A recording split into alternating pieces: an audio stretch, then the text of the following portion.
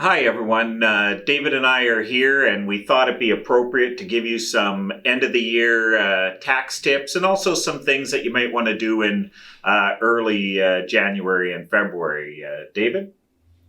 Yeah, so one of the biggest things that has just come to light actually is the BC government has just recently announced this special benefit called the BC Recovery Benefit.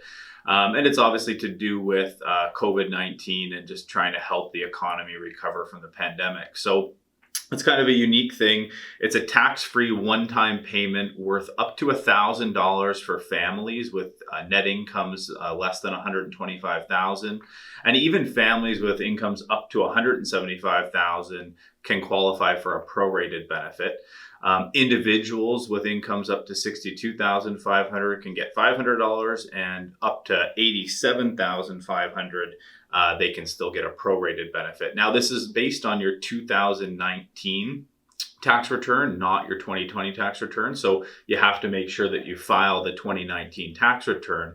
And this is just another reason why it makes sense for people to keep up to date with their tax filings. I know a few people who don't. And unfortunately, not only with this benefit, but they could potentially also be giving up other benefits too by not keeping your tax returns up to date. If you're a lower income senior, things like guaranteed income supplement, you need to keep your tax returns up to date to get that. Canada Child Benefits for families. These are all benefits that are based on your income. And so keeping your tax returns up to date are important. But in terms of the BC Recovery Benefit, the application's open December 18th. And I believe they'll be open until about mid-June 2021. But again, if you qualify, no sense delaying. You may as well apply as quickly as possible and get that tax-free payment. Yeah, that's great information, David. And definitely, this is just fresh off the press. So definitely take advantage of that if you can. And if you have any questions with that, please call David or myself. I mean, some of the other things that we really need to do before the end of the year, if you're able to, is if you have any kids or even grandkids that have an RESP, or if they don't have an RESP, which stands for Registered Educational Savings Plan, maybe think about setting one up. The nice thing about this program is you can put up to $2,500 in per year, and the government's going to give you a free 20% income added to that. So it's definitely worthwhile. There is carry forward. Again, I don't want to get into too much technicality right now, but please call David and I. It's definitely a program if you have kids or grandkids and you want to help for their future education. You should be taking advantage of that. The other thing is topping up your RDSP. If you do qualify for an RDSP, that's a registered disability savings plan. Now, you have to be getting the disability tax credit to get this, but if you do, it's definitely also another program that you want to take advantage of. To give you an example, if you were just starting an RDSP out and you qualified, if you put $1,500 in, the government's going to give you $3,500 back. And like an RESP, you do have carry forward benefits. I had one person come into our office the other day. They hadn't been taking advantage of it. They dropped in $3,500 and they ended up getting $10,500 back from the government. So again, an excellent program if you qualify. The other thing that you want to consider is if you're 65 years or older, taking out a little money from your registered savings plan. Because if you do take up to $2,000 out, you'll qualify for a pension credit. Now, you do have to be 65 or older to get this, but again, it's definitely an extra tax deduction that's available if you end up being in the proper age group to do that. And then the last but not least is if you are going to donate to a charity, make sure you do it before the end of the year because you'll get the tax credit right away, where if you wait till January and you make that contribution, you're going to have to wait another year to end up getting those benefits. For sure. Looking forward to 2021, there are a few things to keep in mind. Obviously, the RSP deadline is approaching. As always, the deadline is March 1st, 2021. So you always have 2 months in the new year to review your income and decide whether or not making an RSP top-up makes sense. Oftentimes it will. For people who have a employer matching plan, or maybe you're a professional like a doctor and you have an association matching program, it's important to make sure that if you do have a matching to make your contribution and ensure that you get that matching contribution before any deadlines. Also, if you're a high income earner, but you don't necessarily have cash sitting in your bank account to make an RSP contribution, you can, sometimes it does make sense to actually borrow money to make an RSP contribution right at the deadline.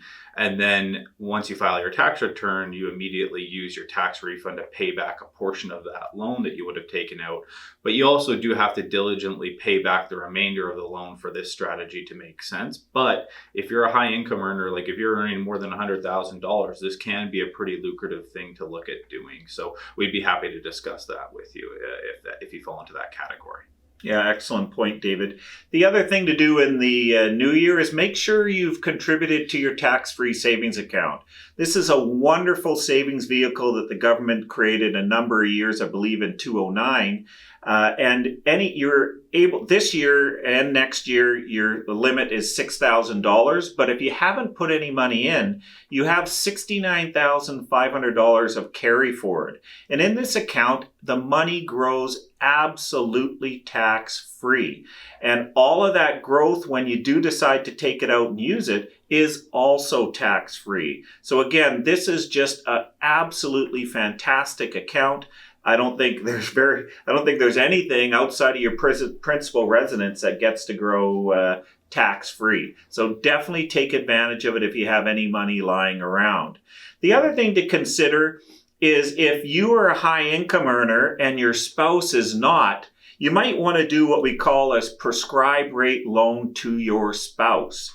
So a perfect example is Anita controls all the money in our family, so she decides to pay me or not. So she's obviously the high income earner because she's paying herself, and she might give me a little bit. So in that situation, it would make sense for Anita to loan me money, and that way we can invest that money. And all the growth on that money in capital gains is going to be in my hands. Now, I do have to pay Anita a low interest rate, and right now the prescribed rate loan is 1%.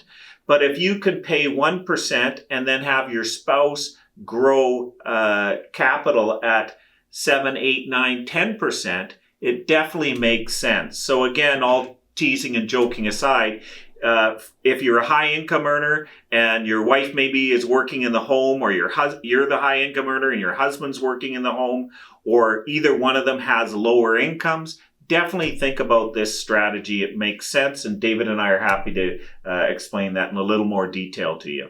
Mm-hmm. Another thing that to look forward to this year, you already touched on RESPs a little bit, Harry, but every year there's a new crop of 6-year-olds in British Columbia that will be having their 6th birthday. And as soon as children in BC turn 6 years old, they're eligible for a free, one-time, no strings attached, $1,200 grant from the government. And every year I'm dismayed when I take on a new client or hear of somebody whose child just turned 9 years old, they never claimed the grant, and now they've missed out on that $1,200. It's gone.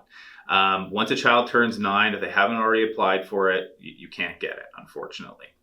So this is why I always recommend for people, as soon as you've had a child or maybe a grandchild's born into the family, go and open an RESP. Some families will say, well, our budget really we can't afford making any contributions. And that's even more reason to go open an RESP, because there are Canada savings bonds that are available for lower income families that you don't even have to make contributions. And each of your children who are eligible could end up getting up to $2,000 over the course of their lifetime from these bonds. That doesn't even include this $1,200 BC Training and Education Savings Grant. So if you've got a 6-year-old in your family that you know of, make sure that the parents or you as the grandparents are setting up an RESP and getting them this money. Yeah, absolutely fantastic point, David. As always, if you have any questions about any of these topics, please contact David and I. We want to wish you and your families all the best over Christmas and the holiday season. Take care. Bye, guys.